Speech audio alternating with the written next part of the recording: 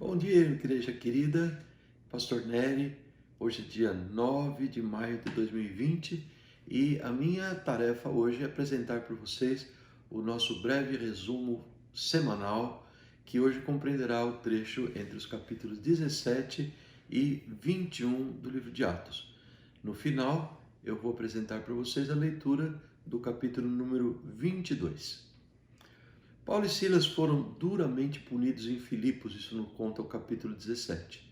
Isto aconteceu por quê? Porque estavam pregando o Evangelho de Jesus. Ao saírem da cidade, entretanto, eles deixaram plantada ali uma preciosa igreja. E no futuro, Paulo escreveria para esta igreja, igreja dos Filipenses, a sua carta de todas elas, a mais cheia de amor. Uma carta maravilhosa que tem apenas 4 capítulos e eu quero estimular a cada um de vocês a lê-la. De certa forma, à medida que ele viajava em direção sul, o cenário se repetia. Perseguições em resposta à pregação do Evangelho e muita gente se levantando contra, porém, muita gente se convertendo ao Evangelho de Jesus.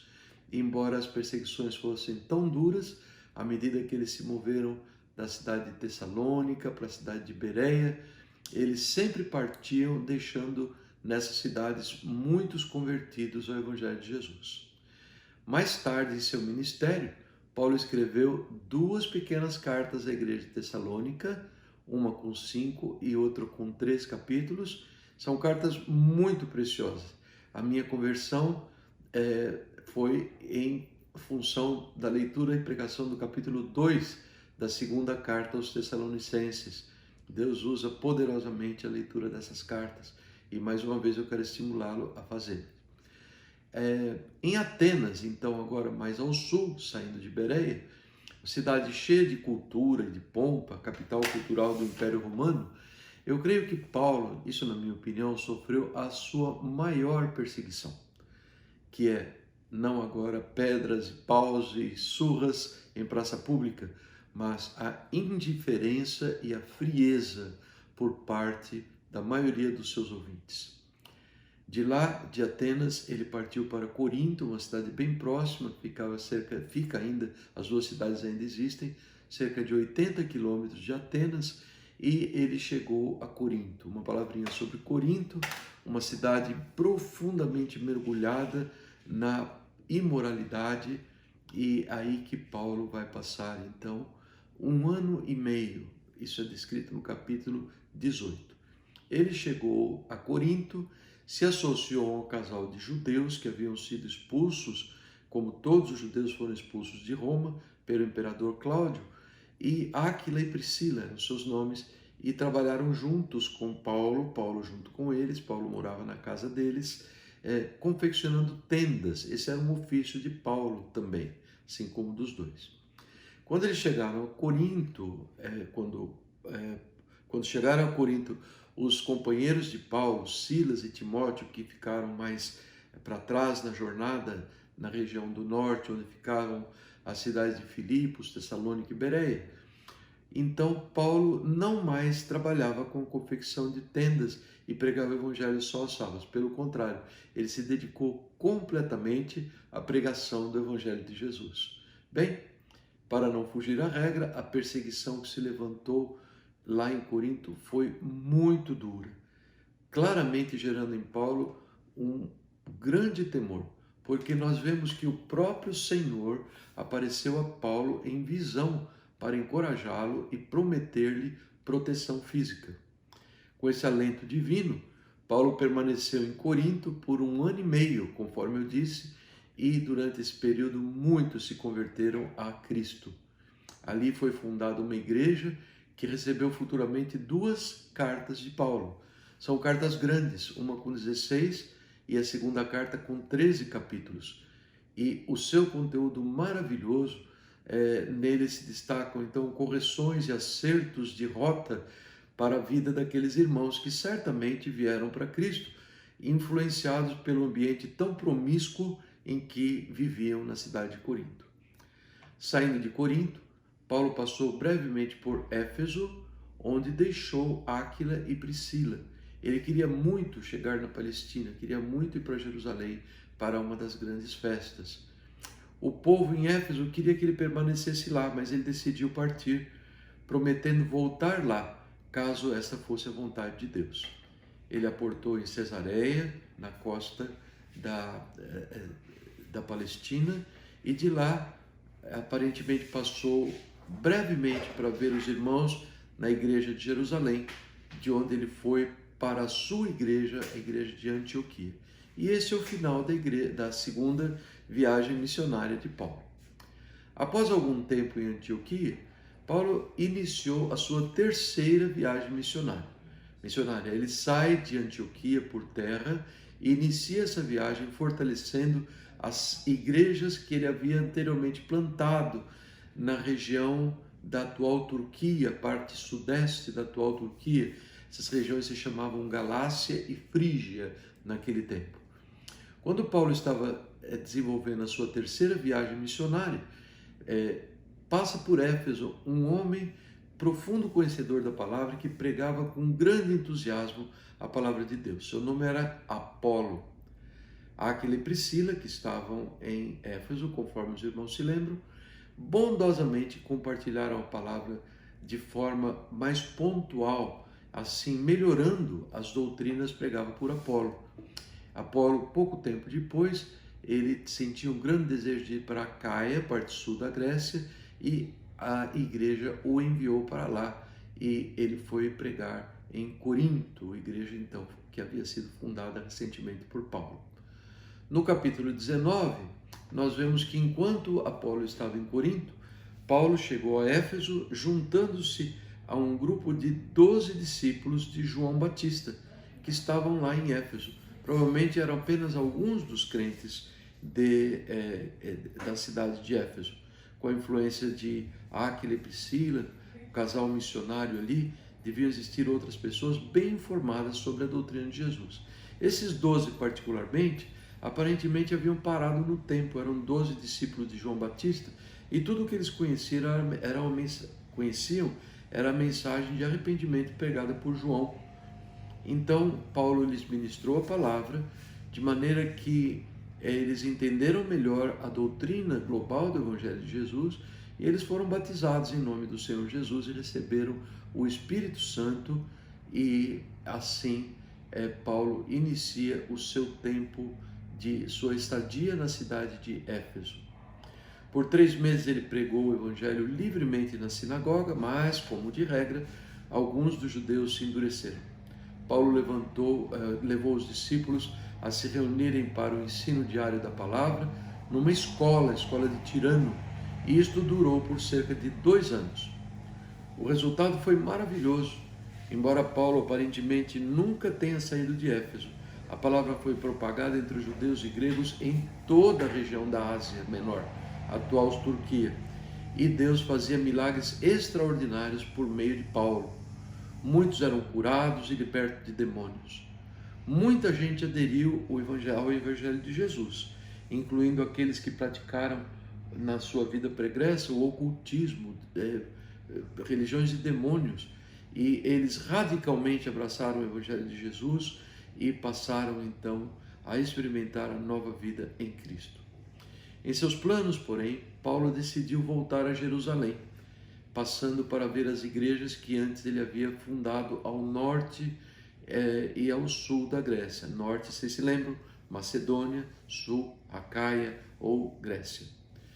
Enquanto ele permanecia ali em Éfeso mais um pequeno tempo, tendo seus cooperadores ido como que a preparar terreno para a sua visita às igrejas da Macedônia, explodiu um grande levante organizado pelos idólatras e comerciantes da idolatria que havia naquela cidade, que exploravam a fé do povo na deusa Diana ou Artemis, a quem fora dedicado um grandioso templo naquela cidade. Você sabe, irmãos, aqui nós encontramos marcas na história contemporânea, não é? Em Éfeso existia esse templo maravilhoso, maravilhosíssimo, dedicado à deusa da caça, ou à deusa da fertilidade, Diana ou Artemis. E este templo, ele marcou época, ele foi considerado uma das 7 maravilhas do mundo antigo. Atualmente tudo se resume a ruínas. Passado 2000 anos, o templo foi destruído por um terremoto, aparentemente, mas apenas uma nota para aqueles que conhecem a história. No capítulo 20, nós vemos que, cessado esse tumulto, que ele é contado apenas brevemente por Lucas em Atos, sabe, irmãos? Numa passagem em suas cartas, Paulo fala que eu tive que lutar contra feras em Éfeso. E nós vamos, na realidade, saber a história toda só quando estivermos lá no céu e podemos perguntar a Paulo. Bem, como eu disse, cessado o tumulto, Paulo volta à estrada. Ele passa então pela Macedônia, que, como vimos, é a região do norte, e ele, onde havia plantado ali igrejas em Filipos, Tessalônica e Bereia. Ele fortaleceu essas igrejas. Prosseguindo rumo ao sul, na região da Grécia, ou Acaia, onde ficava Atenas e Corinto, Paulo ficou por lá cerca de 3 meses apenas. Estava pronto a navegar de Corinto mesmo em direção ao Oriente para a Palestina, quando ele soube que os judeus haviam preparado uma conspiração contra ele, para matá-lo, para fazer mal a ele.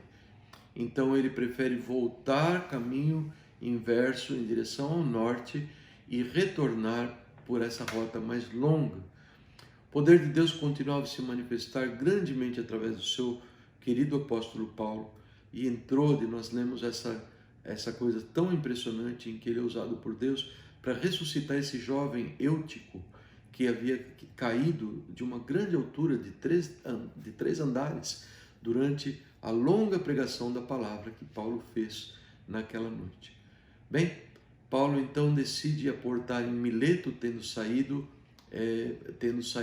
dessa cidade de Troade, e ele segue então adiante, chegando, como eu disse, na cidade de Mileto. Mileto era uma cidade portuária, bem próxima da cidade de Éfeso, e ele não queria ir a Éfeso, como que pressentindo que se ele fosse para lá, os irmãos com tanto carinho iriam segurá-lo mais tempo, e ele não vai a Éfeso. Ele, pelo contrário, manda chamar a Mileto, que era próximo de Éfeso, aos pastores e líderes.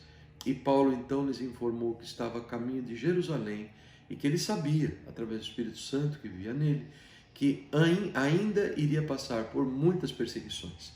Eles o encorajam dizendo que não se importava com os sofrimentos, desde que tão somente pudesse terminar a corrida e completar o ministério que Deus lhe confiara de testemunhar o Evangelho da graça de Deus. O Evangelho que Deus lhe confiara para contar a todos os povos que Jesus é o Cristo, Jesus é o único Salvador. Nesta mesma palavra, Paulo deu aos pastores e líderes de Éfeso uma comovente descrição de seu ministério, que todos eles podiam se lembrar, porque haviam sido testemunha dos fatos. Ele falou também sobre a integridade com a qual, fortalecido pelo Espírito Santo, naturalmente, ele viveu no meio deles.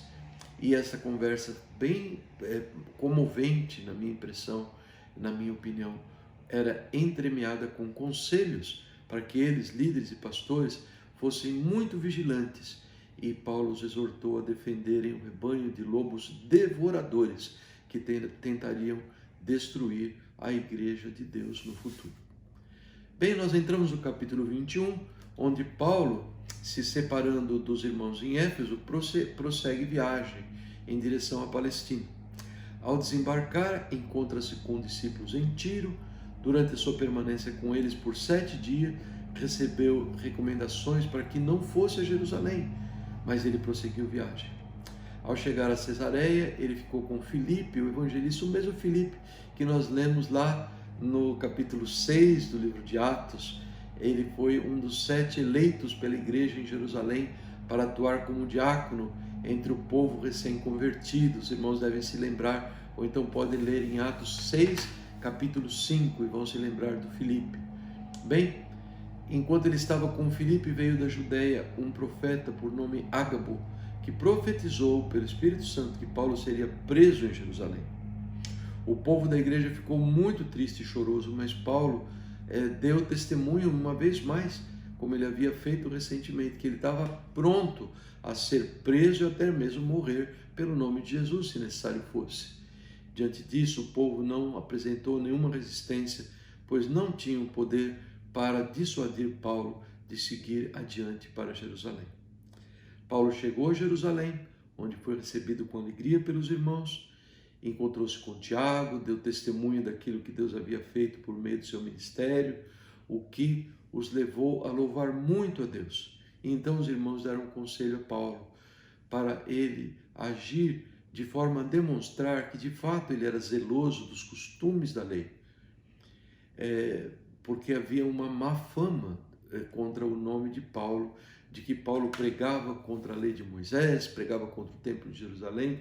Eram boatos e difamações dos judeus ortodoxos que queriam vê-lo em má situação. Bem, Paulo adere ao conselho dos irmãos, ele vai como que cumprir um voto junto com outros 4 irmãos no templo de Jerusalém, mas ele acabou sendo reconhecido por alguns judeus da Ásia, os quais, ao vê-lo, agitaram a multidão e levantaram os ânimos do povo aos brados, calúnias e mentiras contra ele, e o espancaram duramente. Só não conseguiram matar o apóstolo Paulo, porque o comandante das tropas romanas chegou com seus soldados e, sem entender o que estava acontecendo, o acorrentou e, com grande dificuldade, devido à fúria da multidão, conseguiu carregar Paulo até a fortaleza. Paulo então pede ao comandante permissão para falar à multidão.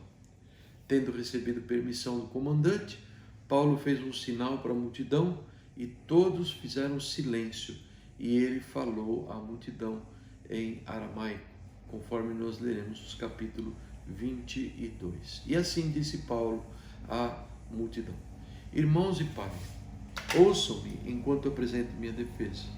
E quando ouviram que ele falava na língua deles, o silêncio foi ainda maior.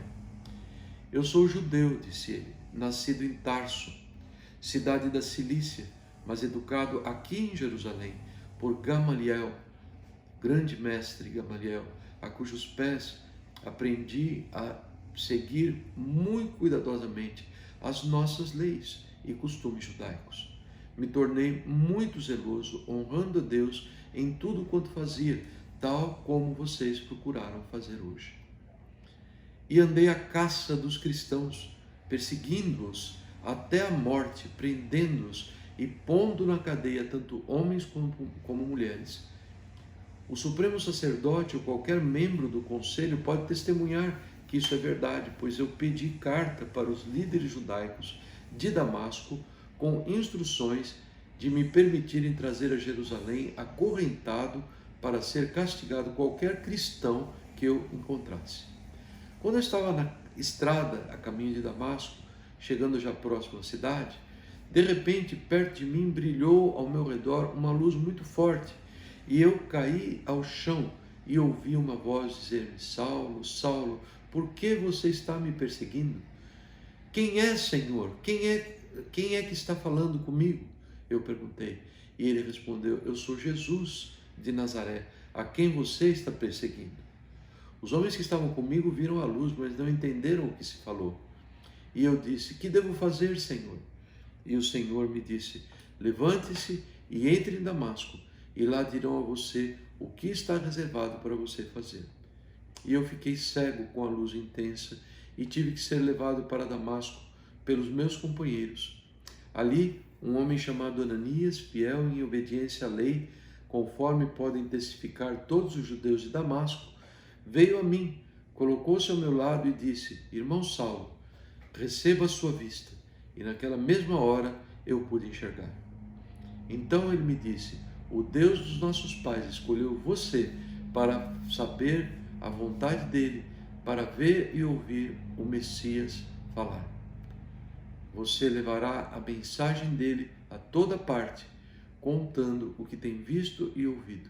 E agora, por que demorar? Vá se batizar e fique limpo dos seus pecados, invocando o nome do Senhor. Um dia depois da minha volta a Jerusalém, enquanto eu estava orando no templo, eu tive uma visão. Lembre-se, isso foi uma das leituras do pastor Jonas, em que ele nos deu uma conjunção dos fatos entre o livro de Atos e a carta de Paulo aos Gálatas, onde nos conta que, na realidade, Paulo, ao ser convertido a Jesus, ele praticamente não permaneceu em Damasco, ele foi para o deserto da Arábia, onde permaneceu 3 anos, voltou para um breve ministério em Damasco e daí foi para Jerusalém. E aí que ele sai contando no capítulo 17. Um dia depois da minha volta a Jerusalém, enquanto estava orando no templo, eu tive uma visão. E de Deus eu ouvi: ande depressa e deixe Jerusalém, porque o povo daqui não acreditará em você quando der a eles a minha mensagem. Mas, Senhor, eu disse, eles sabem verdadeiramente que eu prendia e espancava em cada sinagoga aqueles que criam em Deus. E quando mataram a sua testemunha Estevão, e eu me achava lá, e eu concordei, tomando conta dos casacos que eles punham e das capas ao lado enquanto o matavam a pedradas. Mas Deus me disse: saia de Jerusalém, porque eu enviarei você muito longe aos outros povos. A multidão ouviu até que Paulo chegou a este ponto do seu discurso. E depois começaram a gritar a uma voz: fora com esse sujeito, matem, ele não merece viver. Gritavam e atiravam os casacos, as capas para cima e jogavam punhados de terra para o ar, uma verdadeira arruaça.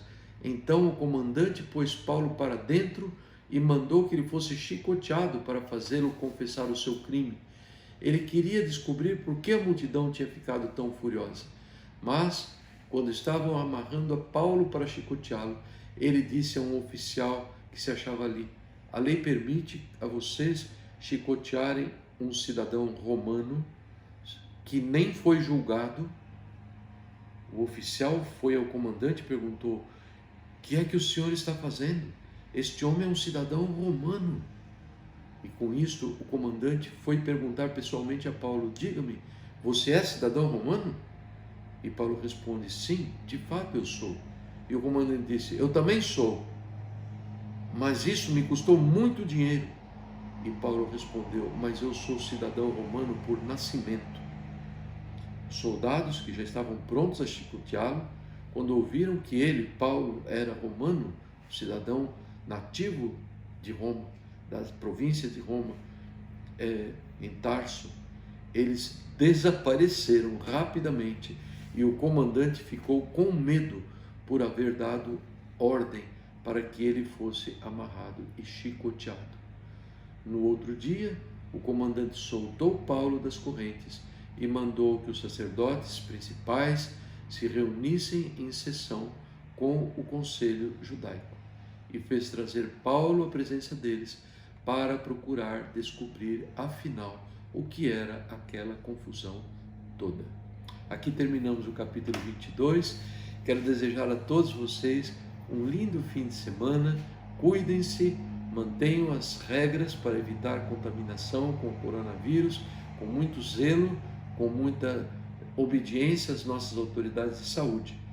E não deixem de acompanhar as atividades, não deixem de enviar os seus louvores. Os irmãos pararam nessa semana e talvez tenha faltado uma ênfase da minha parte. Mandem os seus louvores maravilhosos ao nosso Deus e deem ouvidos, amados, à palavra do Senhor que estará sendo apresentada para os irmãos.